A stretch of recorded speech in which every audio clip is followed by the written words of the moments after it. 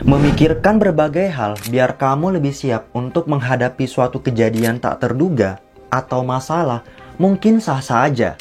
Tapi kalau misalnya lebih cenderung menjadi overthinking lagi dan lagi, apakah sebenarnya ini tanda bahwa kamu adalah orang yang baik karena mikirin berbagai hal dalam hidup kamu, atau justru sebagai tanda yang menghambat kamu selama ini? By the way, sebenarnya ini tuh adalah video lanjutan dari video aku yang sebelumnya tentang kenapa sih kamu, termasuk aku juga nih, sering overthinking. Jadi, kalau misalnya kamu belum nonton dulu yuk videoku di sini, karena overthinking itu berakar nih dari fear atau rasa takut yang enggak lain dan enggak bukan nih, berasal dari dalam pikiran kita sendiri. Di sini, makanya hal yang paling pertama nih bisa kita lakukan adalah menerapkan filosofi teras. Jadi, filosofi teras ini juga dikenal sebagai filosofi stoikisme atau stoa, yang merupakan nih sebuah filsafat kuno dari Yunani dari ratusan tahun yang lalu.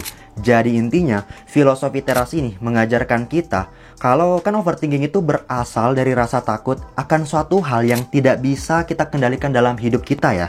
Ya udah kalau gitu, kita coba aja dulu ganti mindset kita untuk lebih fokus ke hal-hal yang lebih bisa kita kendalikan, yaitu diri kita sendiri. Misalnya nih, kamu lagi sering overthinking karena mikirin masa lalu, sampai-sampai nih tiba-tiba aja kamu sering nangis belakangan ini. Kalau ingat-ingat itu, coba aja dulu sampai ini nih ke diri kamu juga. Bisa dengan cara sambil ngaca di depan cermin, atau nih misalnya sebelum kamu tidur kamu kayak ngajak ngomong diri kamu sendiri gitu ya. Sampaiin ini ke diri kalian.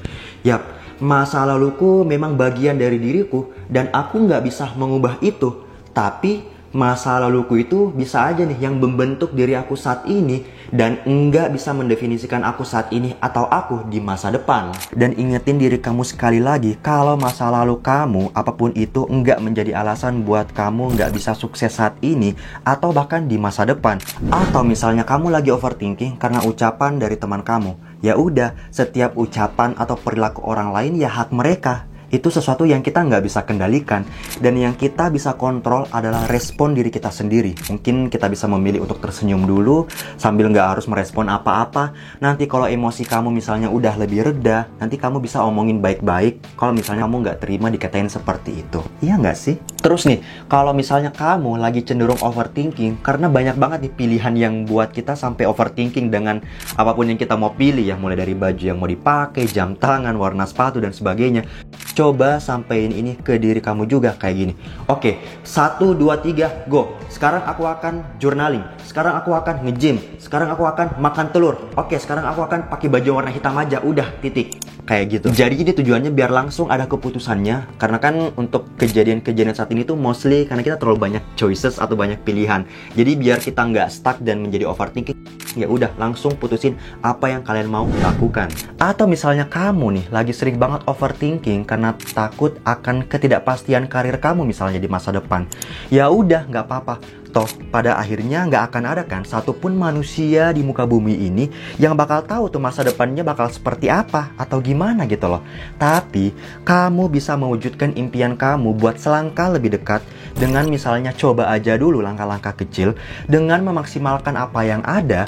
Siapa tahu bisa, siapa tahu ternyata berhasil, siapa tahu ternyata nggak segagal yang kamu pikirin. Toh itu juga belum tentu kejadian. Daripada aku menyesal karena nggak pernah nyobain, mending coba aja dulu. Tapi mungkin aja nih teman-teman udah nyobain nih mengganti mindsetnya menjadi filosofi teras yang udah aku jelasin tadi.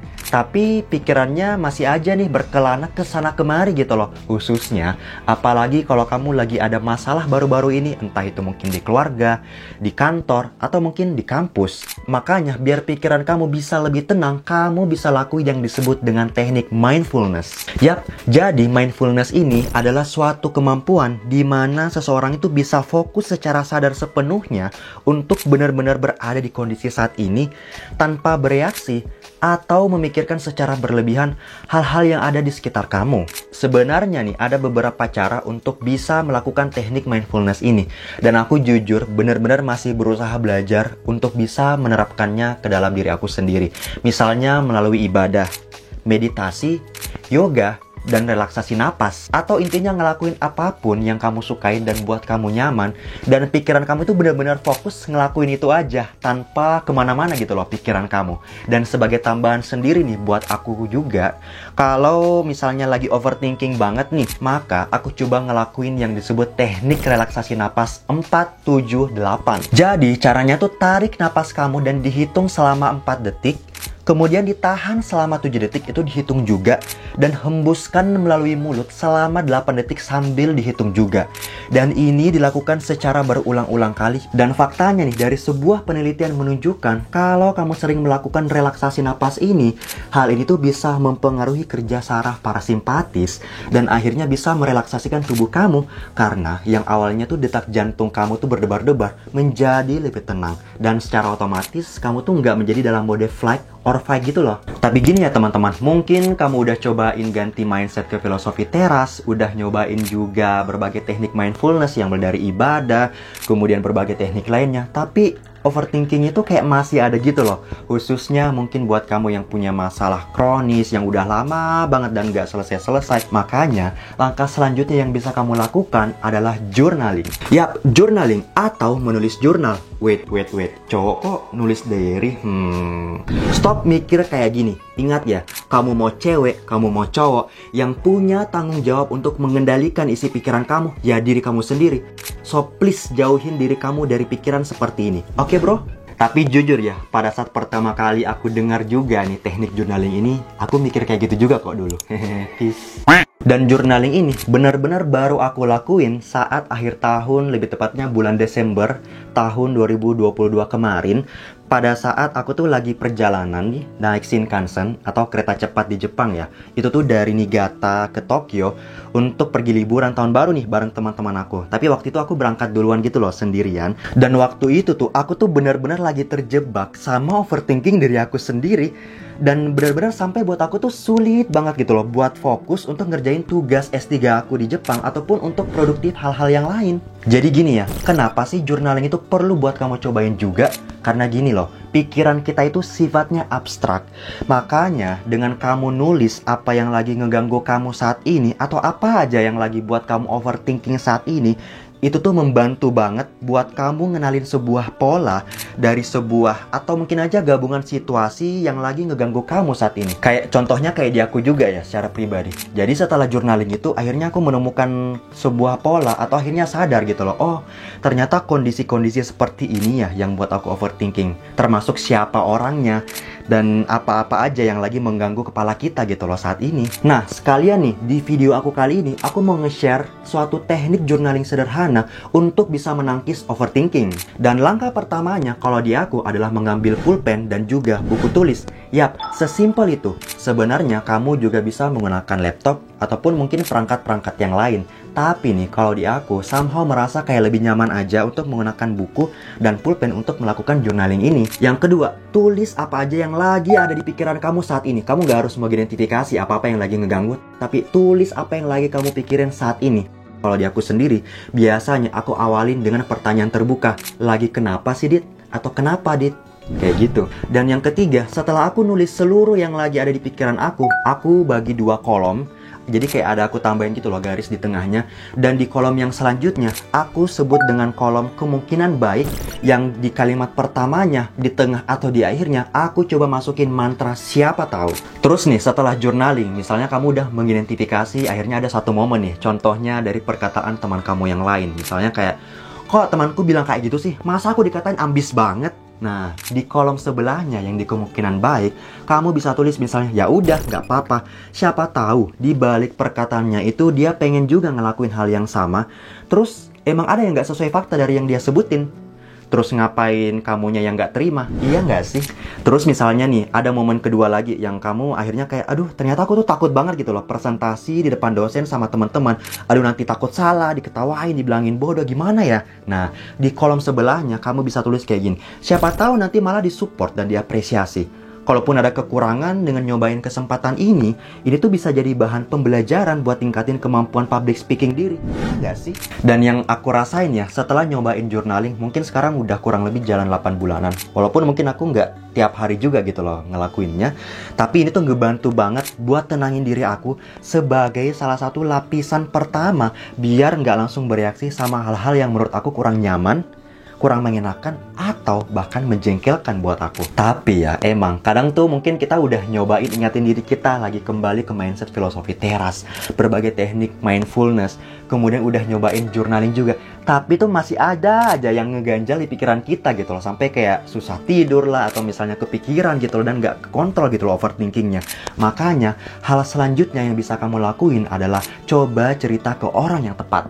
Gini ya teman-teman, pernah nggak sih kamu nyeritain masalah kamu, sebutlah misalnya di kantor ya, kamu habis ditegur atau dimarahin nih sama atasan kamu, terus teman kerjamu itu toksik, malas-malesan, terus misalnya kamu nyeritain ini ke keluarga kamu, sahabat, teman, atau mungkin pasangan. Tapi mohon maaf nih buat yang jomblo nggak berlaku, peace. Tapi tenang aja, tos, kita sama kok, nggak apa-apa.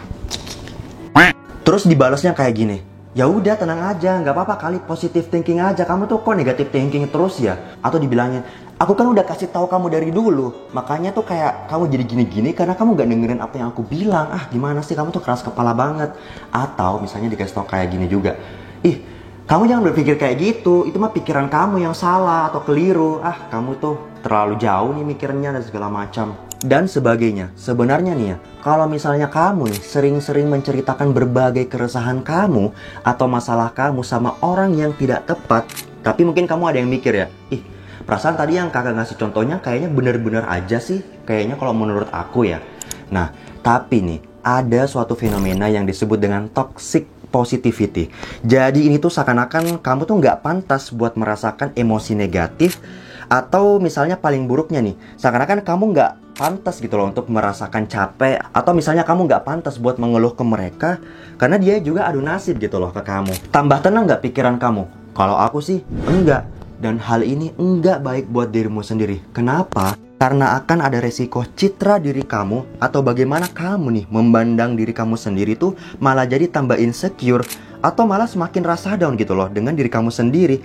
Dan part terburuknya, kamu bisa berlanjut menjadi gangguan kecemasan atau bahkan depresi seperti yang aku sempat jelasin di awal, karena kamu ngerasa nggak menemukan orang yang tepat buat mensupport kamu, dan seakan-akan tuh kayak kamu gitu loh yang salah. Karena kita nih sebagai manusia sangat normal banget untuk merasakan berbagai emosi negatif.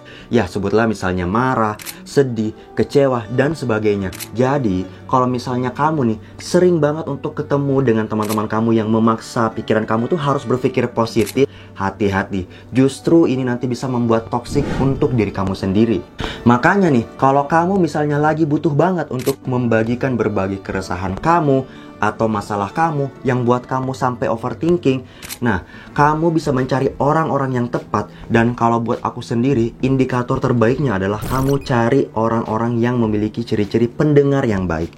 Jadi, orang yang seperti ini tuh buat kita menjadi nyaman untuk bercerita tanpa merasa dijudge atau dihakimin, dan bisa aja ngasih saran, atau bahkan kadang orang ini tuh nggak harus ngasih kamu masukan apa-apa, tapi kamu bisa percaya aja buat dia mendengarkan berbagai keresahan kamu.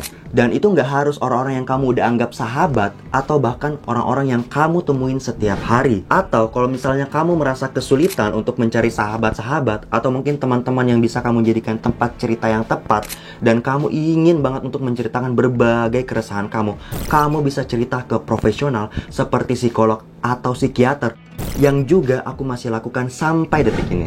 Karena gini ya teman-teman, kamu tuh nggak harus punya diagnosis penyakit jiwa, atau misalnya punya penyakit mental tertentu, misalnya seperti anxiety, depresi, PTSD, dan sebagainya, baru misalnya kamu mencari psikolog atau psikiater. Dan psikolog dan psikiater ini adalah orang-orang yang udah terlatih nih secara profesional untuk mendengarkan berbagai cerita atau keresahan termasuk overthinking kita. Dan itu tuh bisa membantu banget untuk menganalisis gitu loh, dari mana sih sebenarnya akar overthinking kita saat ini. Misalnya sekarang kamu tuh sering banget overthinking sama ucapan teman kamu atau orang lain, karena dulu nih mungkin aja waktu kecil kamu tuh sering banget dikomentarin sama orang terdekat, ya sebutlah lagi misalnya orang tua lah, kakak, atau keluarga yang lain. Dan mungkin aja nih, untuk semua hal-hal yang kamu lakukan saat itu tuh seakan-akan kayak salah gitu loh. Padahal kamu tuh udah berusaha sebaik mungkin. Makanya sekarang akhirnya kamu punya topeng perfeksionis seperti yang udah aku kupas di videoku yang sebelumnya. Jadi kalau kamu belum nonton bisa nonton dulu di sini, oke? Karena pada akhirnya aku sadar, overthinking itu memang bukan diagnosis penyakit kejiwaan seperti yang udah aku jelasin di awal. Tapi kalau aku sendiri memandangnya overthinking itu seperti penyakit yang diakibatkan oleh virus rasa takut yang terdiri dari banyak varian-varian elemen rasa takut. Dan buat nemuin obat yang paling tepat, kita tuh harus nyari tahu dulu kategori virusnya ini atau variannya virusnya ini yang mana gitu loh. Sama tuh ya kayak COVID, kan banyak banget ya varian-varian gitu loh penyebab virusnya. Nah sama kayak gini juga, sehingga dengan melibatkan orang lain, misalnya orang yang tepat atau profesional, ini tuh sangat membantu kamu untuk memolakan penyebab atau akar overthinking kamu tuh dari mana asalnya, dan bisa mendapatkan resep obat yang tepat untuk mengatasi overthinking kamu. Dan aku tuh suka banget sama quote yang bilang kayak gini, "You don't have to see the wall staircase, just take the first step."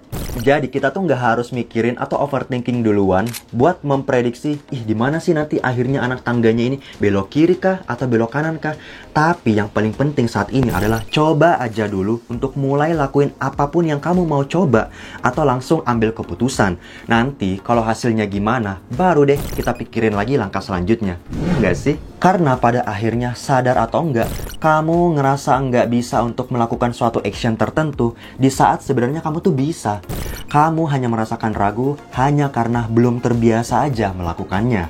Dan dengan coba aja dulu mengambil langkah-langkah kecil dengan memaksimalkan apa yang ada, dan once misalnya kamu udah bisa, itu tuh bakal menciptakan sebuah momentum yang akan bisa kamu gunakan untuk meraih hal-hal yang lebih besar. Terima kasih banyak buat yang udah nonton. Jangan lupa share ke keluarga kamu, sahabat, teman, atau gebetan kalau ada. Ups, maaf. Sampai ketemu di videoku yang selanjutnya. Salam luar biasa. Sugoi.